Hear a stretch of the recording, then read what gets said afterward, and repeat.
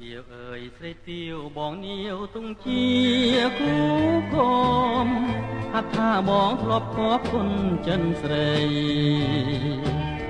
ចិញ្ចាំងបងចាំងរកខាងតែទាវទេថ្លៃបើមិនប្រណីគ្មានថ្ងៃហើយទេប្រអីប្រប្រើចាំមើលបំណាំតស្រីកុំតាប្រៃខោពីប្រគេធ្វើមិនសម្រាញ់មហាក្តារចិនបងពីស្នាតែញលោកមកគេពេញត្រកត្បូងខ្មុំហុំនេះហើយដែលជាបន្តខ្ញុំមកជាដល់ព្រះធម៌ដ៏ហំជាខ្សែមង្គលតម្កល់ចិត្តមុំ